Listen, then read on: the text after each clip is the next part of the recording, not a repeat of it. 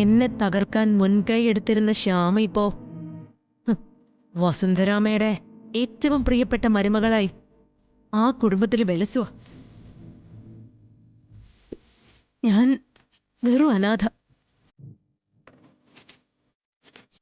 എന്റെ സ്വപ്നങ്ങളെല്ലാം തകിടം മറിച്ചത് ശ്യാമയുടെ ആ പ്രഗ്നൻസിയാ. അമ്മ അഖിയുടെ കുഞ്ഞെന്നും പറഞ്ഞ് സദാസമയവും അവളുടെ പിന്നാലെ നടന്ന് തേനും പാലും ഒഴുക്കുക. ഈ ഗർഭമെന്ന് പറഞ്ഞ ഇത്ര വിലയുള്ള കാര്യമാണെന്ന് ഇപ്പോഴേ എനിക്ക് മനസ്സിലായത്. അവിടെ എല്ലാവരും കൈവെള്ളയിൽ എടുത്തു വെച്ച് നടക്കല്ലേ ശ്യാമേ. അന്നാ സിദ്ധന്റെ വിഷപ്പൊടി കുടിച്ച് ഞാനൊന്ന് ഒമിറ്റ് ചെയ്തു.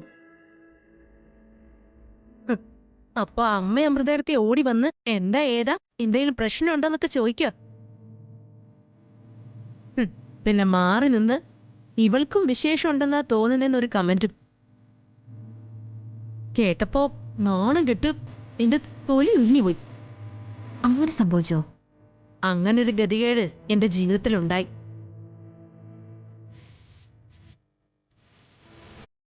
എന്നാ ഐശ്വര്യ ഇപ്പൊ പറഞ്ഞ ആ ഗതികേട് തന്നെ അങ്ങ് തുടർന്നാലോ? മനസ്സിലായില്ല. ഐശ്വര്യ പറഞ്ഞില്ലേ പ്രഗ്നൻസി എന്ന് പറഞ്ഞ ഇത്ര വിലയുള്ള കാര്യമാണെന്ന്. ആ, എനിക്കതിന്റെ മഹത്വം എന്താന്ന് അറിയാൻ ചോദിച്ചതാ. അതത്ര മഹത്വമുള്ള കാര്യം തന്നെ.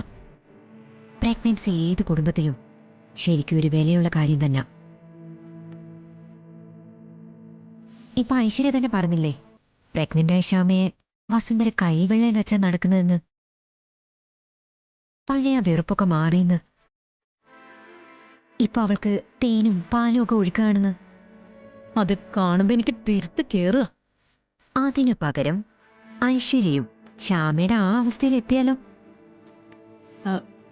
എന്ന് പറഞ്ഞ ഞാനും അവളെ പോലെ ഗർഭിണിയാവണമെന്നാണോ മായ പറയുന്നത്? എന്നെ അതിനൊന്നും കിട്ടത്തില്ല.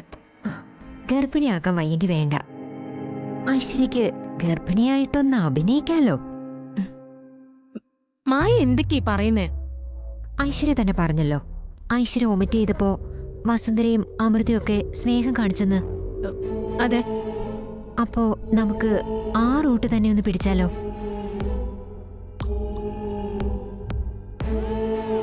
ഐശ്വര്യ വെറുതെ അങ്ങ് ഗർഭം അങ്ങ് അഭിനയിക്കുക. അഭിനയിക്കേ? ഒരു കാര്യം ഞാൻ ഉറപ്പ് പറയാം ഐശ്വര്യ, നിന്റെ ഇപ്പോഴത്തെ പ്രശ്നങ്ങൾക്കെല്ലാം ഏക സൊല്യൂഷൻ അതാണ്. നീ ഗർഭിണിയാണെന്നറിഞ്ഞ ആ വീട്ടിലെ വസുന്ധര ഉൾപ്പെടെ എല്ലാരും നിന്നെ സ്നേഹിച്ചു തുടങ്ങും. പിന്നെ അരുൺ, അവന്റെ ഡിവോഴ്സ് കേസ്, അവൻ നിന്റെ ഗർഭത്തിന് മുന്നിൽ മുട്ടുമടക്കും. മായ പറയുന്നതൊക്കെ നടക്കൂ? നടക്കും. മായ പറയുന്ന നടന്നിരിക്കും. ഗർഭം വെറുതെ അഭിനയിച്ചാ പോരാ, അതിന് ചില മുന്നൊരുക്കങ്ങളൊക്കെ വേണം.